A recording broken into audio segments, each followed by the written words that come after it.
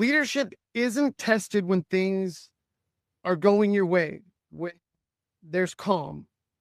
Leadership is tested when everything feels personal, urgent, and overwhelming.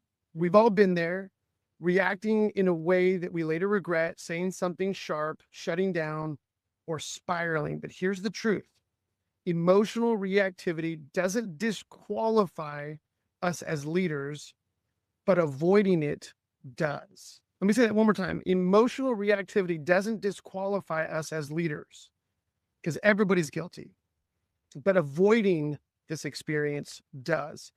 Everyone gets emotionally hijacked. And what separates high level leaders is how quickly they recognize it and what they do next. Emotional intelligence isn't about staying calm all the time. It's about knowing when you're not and having tools to lead yourself out of it. Yes, I love that distinction, Eric, because I think so often when leaders hear this concept of emotionally intelligent leadership, it feels like they have to be zen, that you're trying to achieve some level of inner peace where you never get ruffled, you never get disturbed. And the reality, it's like that's not real. Leadership is such a personal reality, and it is constantly dealing with shifting chaos. So I want to talk about that moment of hijack.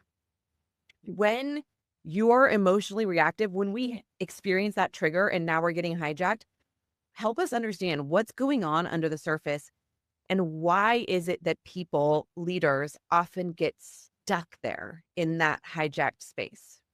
Yeah, that's a great question. Well, I'm going to jump into this, but let me say this because I want to reiterate what you said in a different way. To be human is to get triggered. Yes.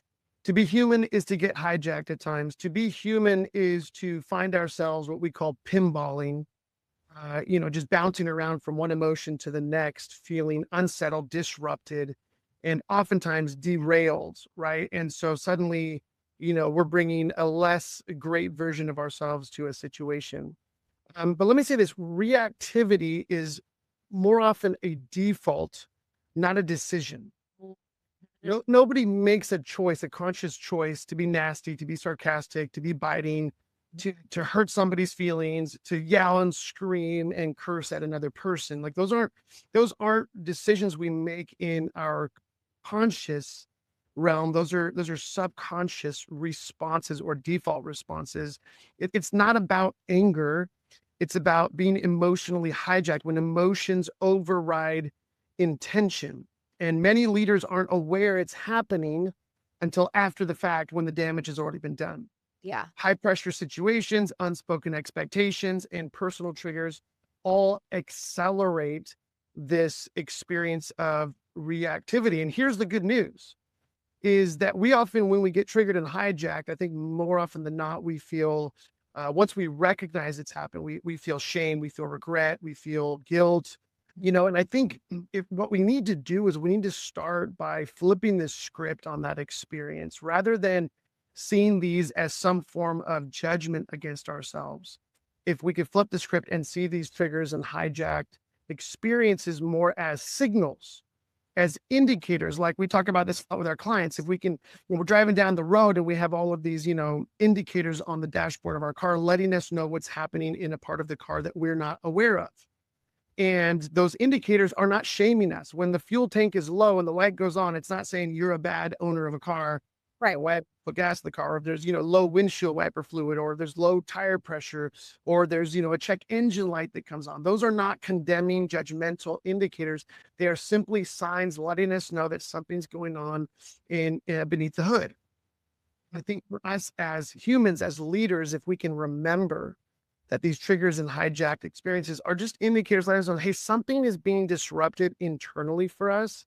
And I think that is essential to giving us an opportunity to then turn to where the real root of emotional intelligence lies.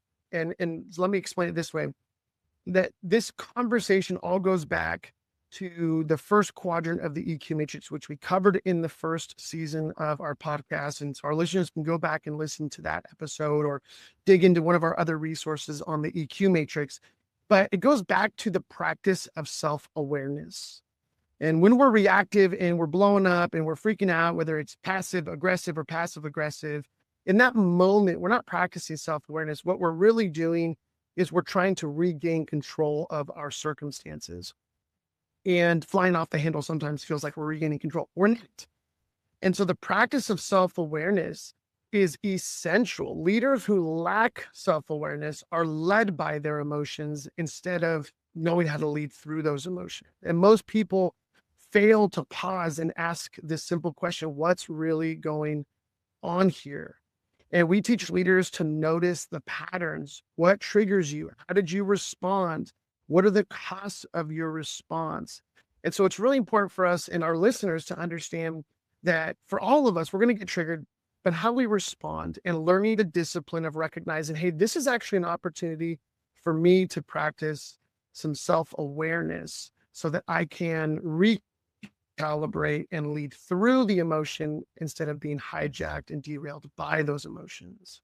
Yeah, that's so that is a distinction that I want to draw about how one of the ways that Empower is different when it comes to how we engage with our client around some of these topics, because I firmly believe that emotions are not this negative thing that we need to avoid, or that business should somehow be void of emotion.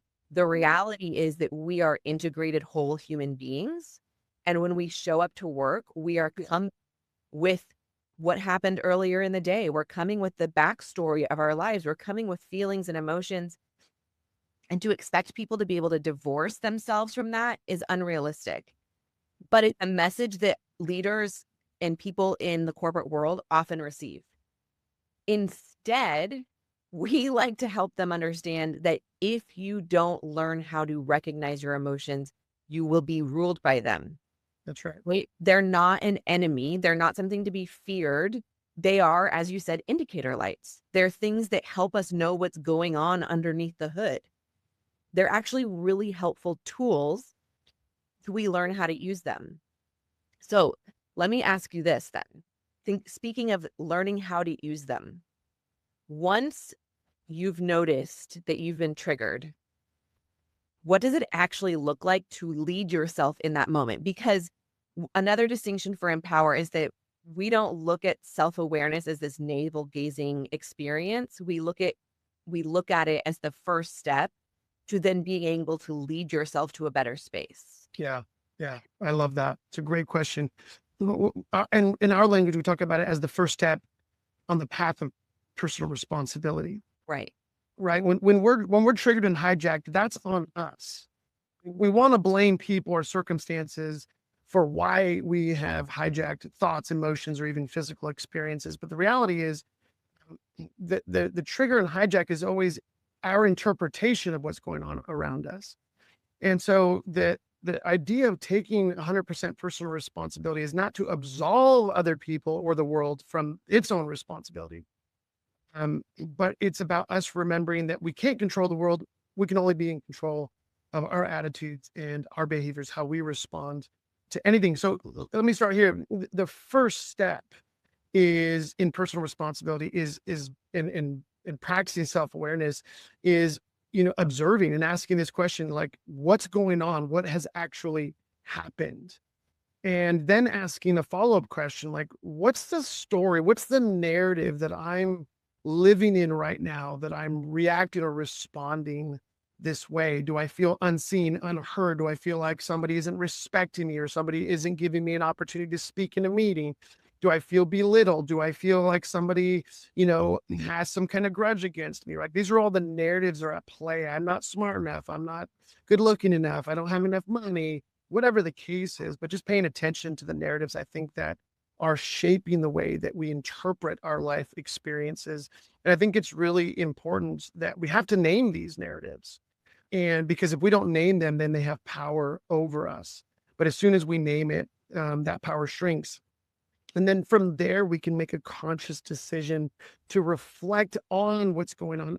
I'm going to insert this as not something we would normally talk about at this point, but when it comes to those narratives, it's really important to remember that we get to choose what narrative we live from. Yeah.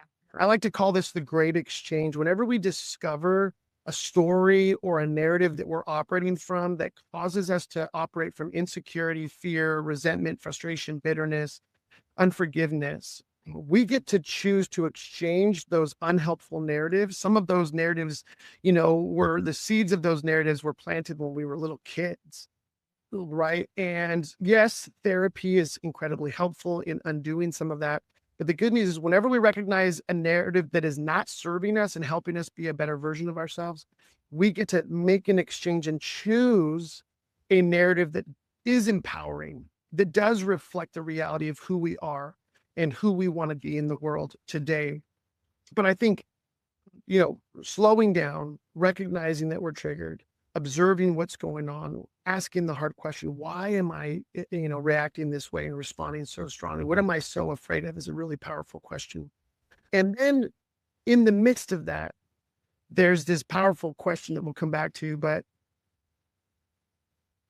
what is the best version of me do in this? Or how does the best version of me respond in this situation? Because I tell people all the time, our attitudes, our behaviors, everything we say and do, our body language, it is our choice.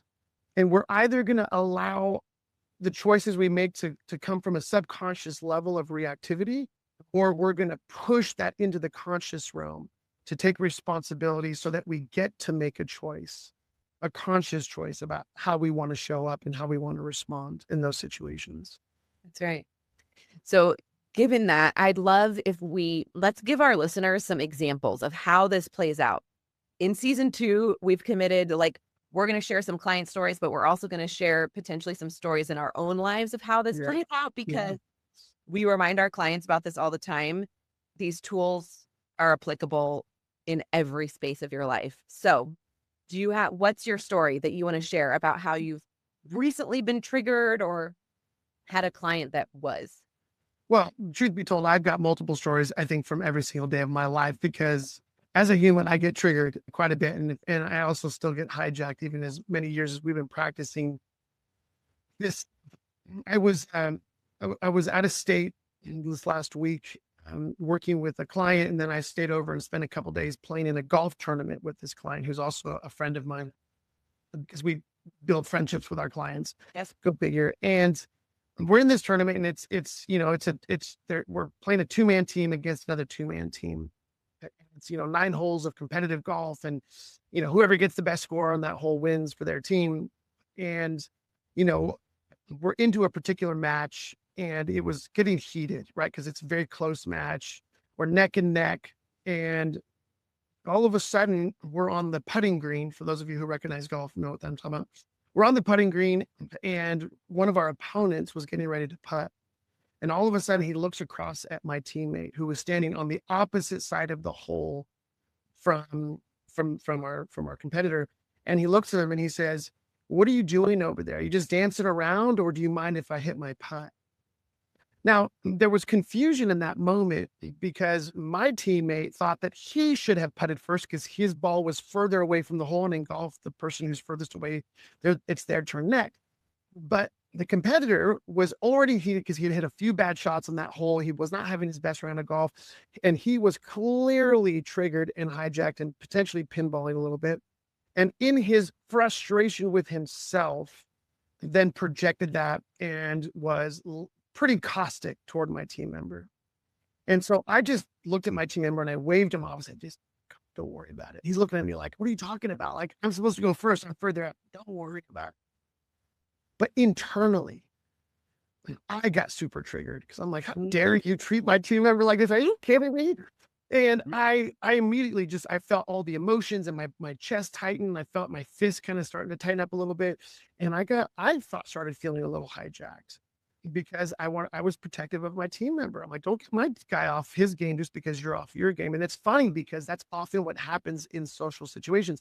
One person triggered, then because of how they react, triggers somebody else, which triggers somebody else. And so our competitor was triggered, which then triggered my team member, which then triggered me. And we're all a little bit triggered and a little bit hijacked. And as he finished his putt, we finished our putts. We were walking back to the car. We got in, our competitors drove off to the next hole. And I just turned to my team member and I said, "Hey, look, bro, I'm a little hijacked right now. I do not like the way that he handled you in that situation. And everything in me wants to just be like lash back out at him. But let's decide this. Our competitive advantage is that we can only control our attitudes and behavior. So let's you and I stay in a positive headspace. Let's you and I choose to just play our best golf and let this guy run himself off the cliff." Right. And at some level, it's so important because I think we often forget that it is a legitimate competitive advantage in any sport, in any activity. And don't forget that business is a team sport. When we are able to maintain our composure and recover from being hijacked, that gives us the best opportunity to play well, to compete well, to decide well, to act well, to lead well. Yeah. And while the people around us who can't recover so quickly, they're now operating out of a negative mindset, which is only going to take them further down that spiraling, pathway. And so it was actually a moment where, yes, I got triggered. Yes, I got hijacked, but I'm really grateful that I've been practicing the skills that we teach our own clients about how to recover quickly, as quickly as we can from that experience. Because if not, you can spend hours, days, even longer in that negative spiral. Mhm. Yeah. I was really nervous when you were like, I was getting heated while you were telling this. I'm getting triggered here. Seriously. Okay. So I'm going to share a story from my personal life that just happened yesterday. So perhaps I haven't gleaned all of the teachings from it, but it is a real life example. And it's also low barrier, So my daughter, Ruby, she's in middle school and she got an academic award. And she goes to the same school that my son went to. He's now in high school. Um, the it is well known that these events are always like chaotic. There's lots of people milling about. The school isn't that organized as far as how they set it up, and on and on and on. Traffic's a nightmare, There's just lots of opportunities to be fricked at one of these events. And so earlier in the day, my husband and I were coordinating, and he works for the school district. So he has master keys to all of the schools in the school district. So Yeah. he says, and this is an important point of the story. He is for sure the planner in our relationship. And Eric, you can affirm that to me. Yes. He is the organizer. He wants to make sure everything is optimally set for maximum enjoyment. And so we're talking earlier in the day, and he's like, "Okay, well, do we need to bring chairs? Because sometimes to these events you need to bring folding chairs." And I was like, "No, last time when we went to this for Jonah, they had tons of chairs set up. It's only for the 6th grade. We're going to be fine." Okay, great. Then we coordinate what time we're going to meet there. He has his keys. He lets us into the fancy back parking lot. So we avoid all of that parking stress. It's great. Everything's going wonderful and I want to add, we got there 20 minutes earlier than they told us to get there. So we're doing well at this point. We come around the corner and they have maybe 40 chairs set up. And my husband looks at me and he's like, "I thought you said we didn't need to bring chairs."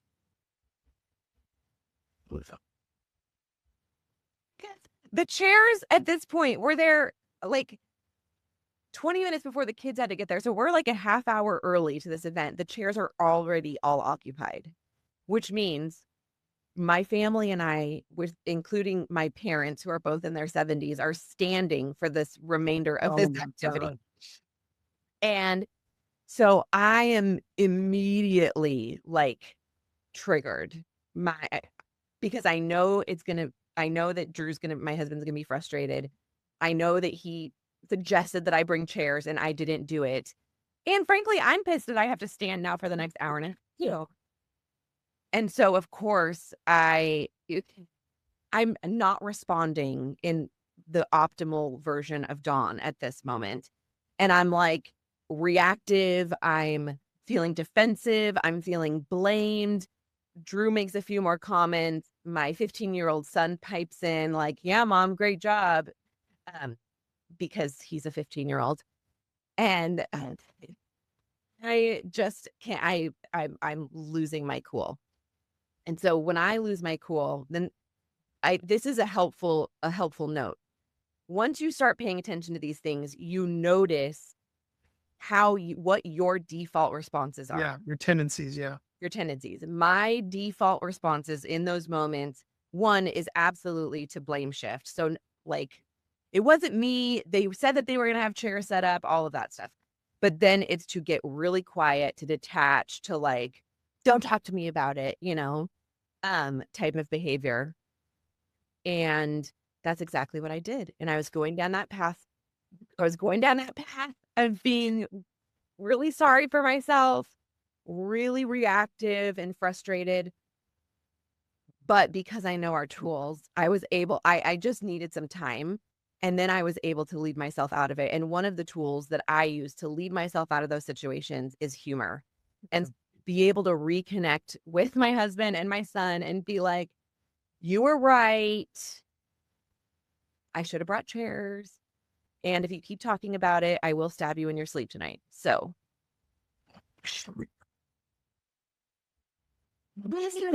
that was me last night being triggered and hijacked in a real life scenario. But let me, like, the beauty is that once you do start to recognize, you know, these well-worn paths that your body and your mind travel down, and you can create a recovery rate for yourself. You can employ tools that is like, I don't have to let this become a terrible evening. Like, I could have let that spiral off and really wreck the whole evening, which would have not been fair to my daughter, because that's, we were there to celebrate her. So instead, I was able to pause, observe, and then employ some of my tools to get me back into the best version of myself. I love what you're saying, because we're never going to avoid all the triggers in our life, and we're never going to avoid ever getting hijacked. Right. The real question, what's at stake, is how quickly can we recognize that we're hijacked and recover from it? Because like you said, when I was younger, I mean, I would spend days and days in what my wife used to call my funk. Eric's in his funk right now. And what she meant by that was something hijacked him at some point, and he's still kind of spiraling on account of it.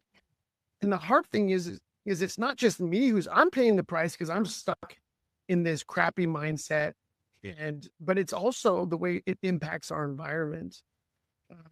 And so, I know over the years, my recovery rate has increased dramatically to the point where I'm able to recognize and recover more quickly. But that starts with, like you said, really paying attention to, like, what are my tendencies when I get hijacked? How do I respond? Like, I know that one of mine is I get like, if I'm unhappy, like, for example, I was at Starbucks the other day, and I put in the mobile order like 10 minutes before I showed up.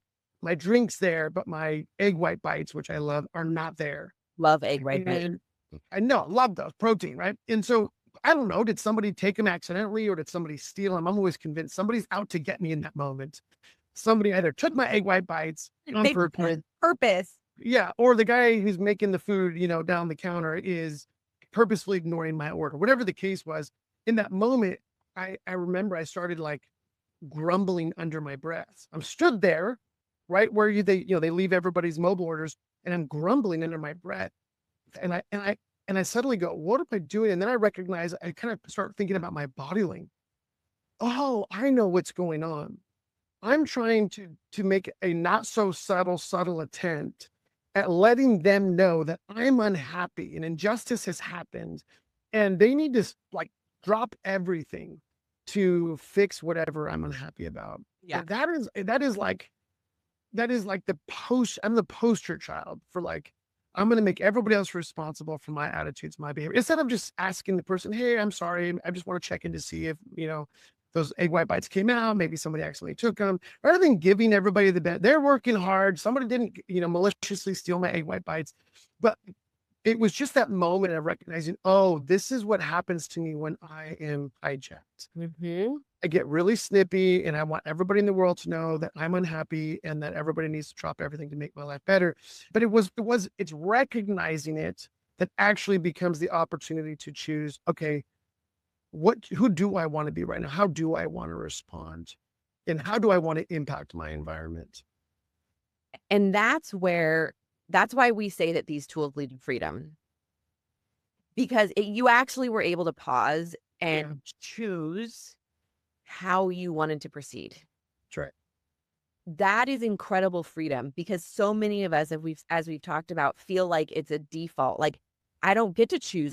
My egg white bites right there. So whatever happens, happens. Yeah. Yeah. Yeah. If they hadn't done this, if they hadn't said this, I wouldn't be in this situation. Yeah. Right. If the imagery that I often go back to, that, myself, it's true for me. I know it's true for you. Our clients have said this, man, this resonates so powerfully, which is when we're triggered and hijacked, we find ourselves in a prison where we feel like we're waiting for someone to come unlock our life for us so that we can go free again and feel like we can get on with life.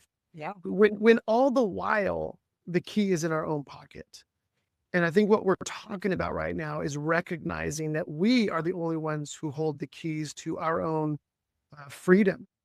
And that freedom comes through, I think, the key of taking personal responsibility and recognizing, again, I can't control the environment. Yeah. I can only be in control of how my attitudes, my behaviors, my responses.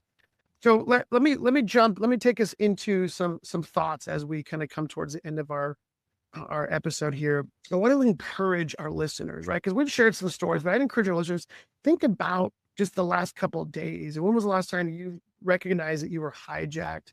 Did you recognize it in the moment? Do you know how to discern the kind of key defaults or tendencies that you go to when you're hijacked? Because all of us have our own kind of natural tendencies. If you're not familiar with those, dare you ask your spouse, significant other, close friend, coworker to say, hey, when I get hijacked, what does that look like to you? How do you experience me? To ask the hard question, how do we impact our environment when we're hijacked, right? And when we're kind of sitting on our own little self-pity party. I think that's just absolutely critical. But let's do this. I want to encourage our listeners this week, notice when your emotions spike. Ask, what's the pattern? What's the cost? What would it look like to lead myself through the intense emotions or thoughts or physical feelings I'm having right now? And here's like the question that I think most of our clients have said really disrupts those old default patterns and opens up new patterns, which is this simple question. If we can pause long enough to ask ourselves this question, how does the best version of me respond to this situation? How does the best version of me respond? Because here's what's amazing. What that does is it takes us back into our executive brain and gives us a chance to make a choice, to decide. It moves us out of that victim or villain mindset we've talked about. It moves us back into a proactive mindset where we get to willingly choose how we want to show up.